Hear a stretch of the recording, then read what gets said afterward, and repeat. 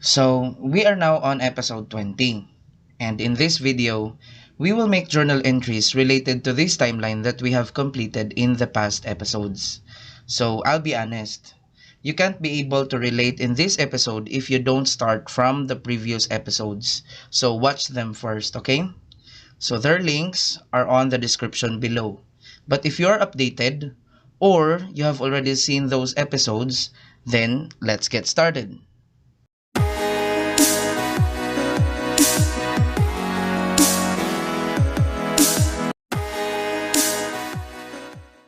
So, again, this is the timeline that we have completed in the past. So, now, sometimes you will be asked in your exams, what are the proper journal entries related to transactions? Like this loan transaction or loan payable transaction that we are considering now in this episode and in the past episodes. So, you have to know how to journalize or record your loans from initial recognition to subsequent dates until you fully pay them. Okay? So, let's start with the beginning of year 1. Question: what will be the journal entry here?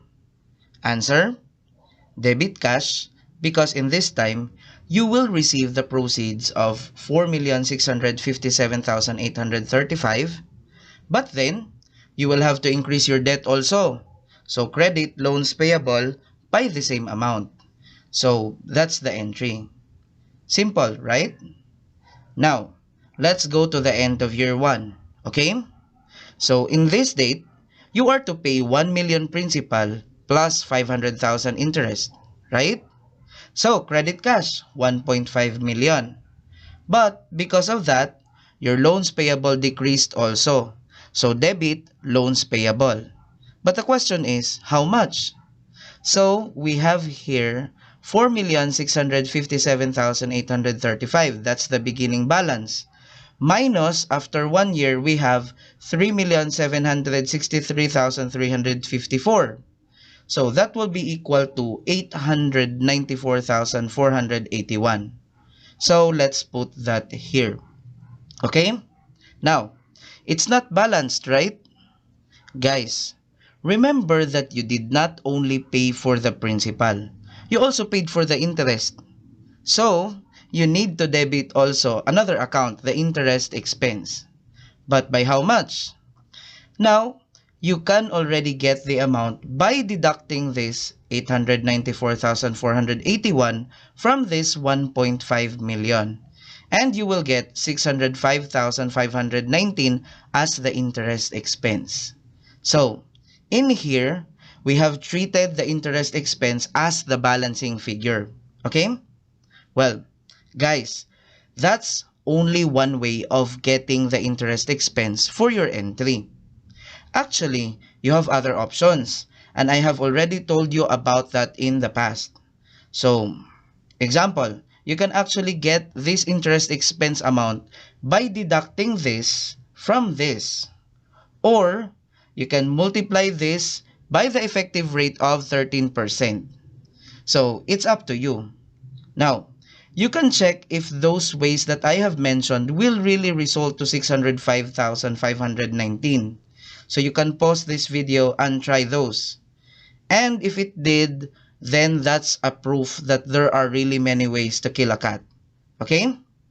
Now guys, since you understand already how this entry is made, actually, the journal entries at the end of year 2 to 5 are the same, except for the amounts. So, let's have the full entry at the end of year 2. And again, the entry is similar with this entry at the end of year 1. So, we debit interest expense and the loans payable, and then credit cash, which will now be 1.4 million only. Because 1 million is for the principal and the 400,000 is the 10% interest based on the outstanding principal of 4 million only. Because again, 1 million principal has already been settled at the end of year 1. Okay? Now, let's fill up the debits. And you can actually start with the interest expense. In year 1, we started with the loans payable. Here, we start with the interest expense. which is just this 4,252,590 minus the 3,763,354, and that will result to 489,236 as the interest. And then this debit loans payable can be the balancing figure, which is 910,764. Or you can directly get it by comparing this end of year 1 carrying amount and the end of year 2 carrying amount, and then get their difference. So again, it's up to you. Okay? Now, the journal entries for the end of year 3 to the end of year 5 will be next after this.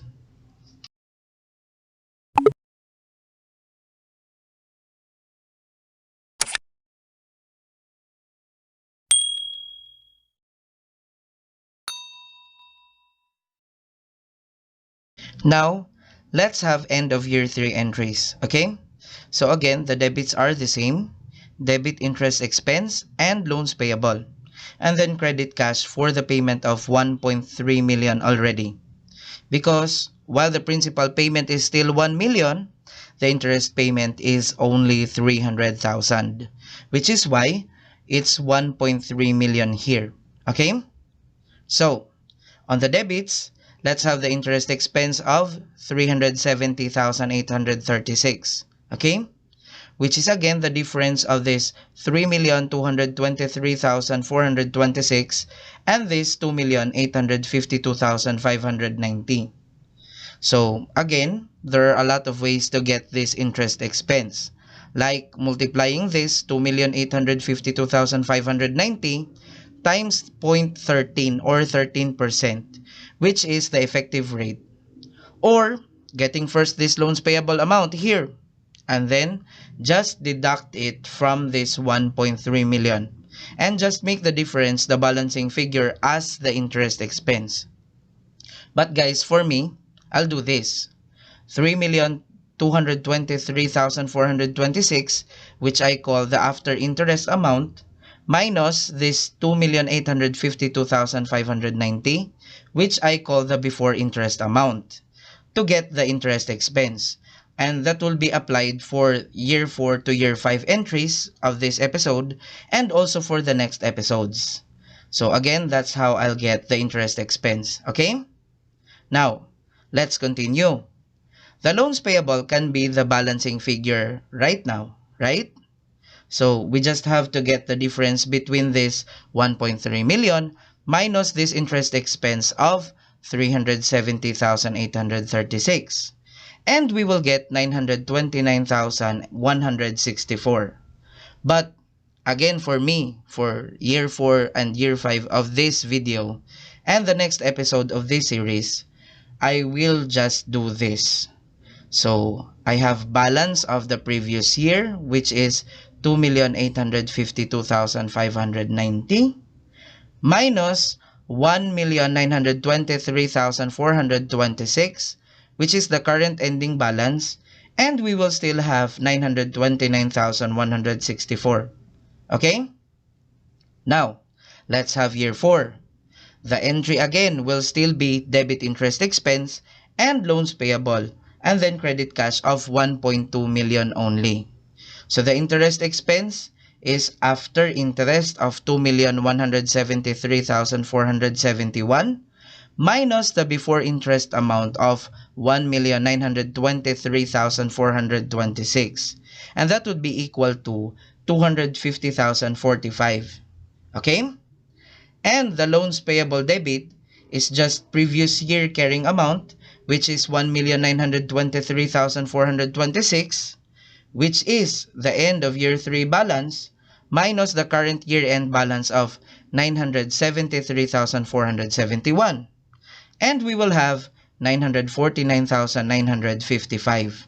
Okay? So that's for year 4. Now, for the last year, we have again debit interest expense and debit loans payable and credit cash. And the credit cash now is already 1.1 million only. So, debit interest expense, which is supposed to be this minus this, right? But for this here in the last episode, we need this here to be 0.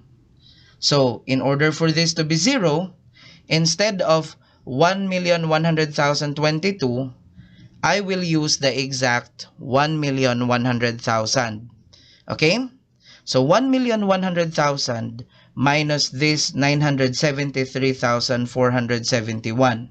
So I'm going to use that in order to get the interest expense. Okay? So again, 1,100,000 minus 973,471, that is equal to an interest expense of 126,529. Okay?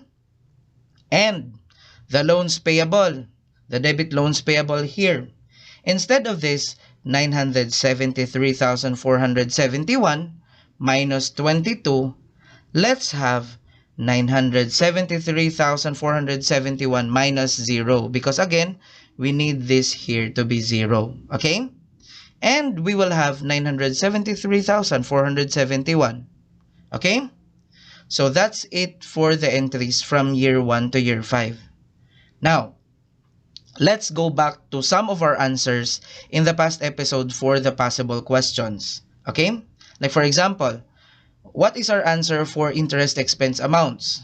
So we have here these amounts, right?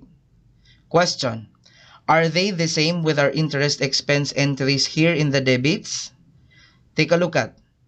Yes, of course.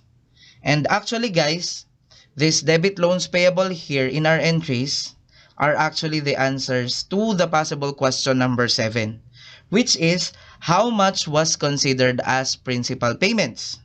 So this right here, okay? So try to compare the amounts. So question, are they the same? Again, yes, of course. Now, before we end this video, this type of entries that I've shown you here are just simplified by me. But in the books, the entries are not like those, okay? Or not like this. But the substance is basically the same.